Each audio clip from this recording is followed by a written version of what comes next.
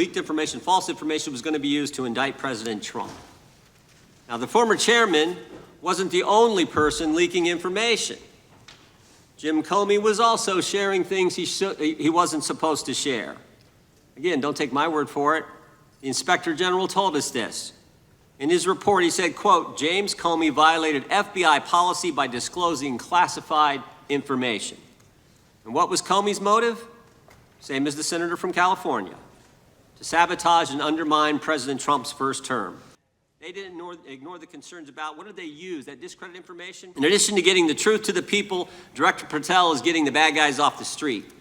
He's moved agents out of Washington, got the focus off of politics here in D.C., and is instead putting bad guys behind bars. 21,000 violent criminals have been taken off the streets, which is a 125% increase from the comparable period in the previous administration.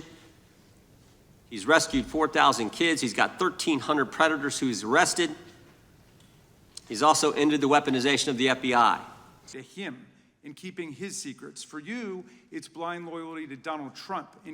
Alas, you share J. Edgar Hoover's dangerous obsession with blind loyalty over professionalism and effective public policy.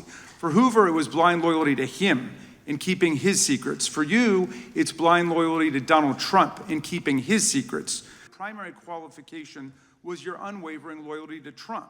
FBI might be able to survive your delusions of grandeur and the explosively volatile temper that was on display yesterday in the Senate. But the intractable problem is that you are running the FBI not as a law enforcement agency charged with keeping the American people safe, but as a political enforcement agency working directly for the president's vengeance campaign. 7 months in, it's impossible to overstate the destruction, chaos, and demoralization you've brought to the FBI and its workforce and the resulting danger your actions have caused to our country. When Charlie Kirk was assassinated while his killer was still on the loose, the important position at the FBI requires a leader who puts public safety and national security and the rule of law first. I'm afraid, Director Patel, you've given us reason to believe you've used the powers of the FBI to serve Donald Trump and his agenda of partisan retribution.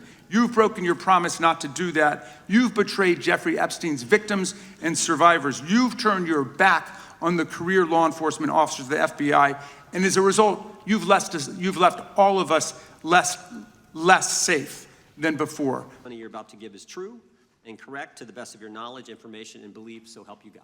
Right hand, do you swear or affirm under penalty of perjury that the testimony you're about to give is true? In just a few short months, we have already unleashed 1,000 FBI personnel across this country. Every single state across this country is getting a plus-up. This is a fiction that the FBI is short or that we are compromising the men and women in the field. They do not need to be in Washington, D.C., so we're sending them into the field to each and every one of your states.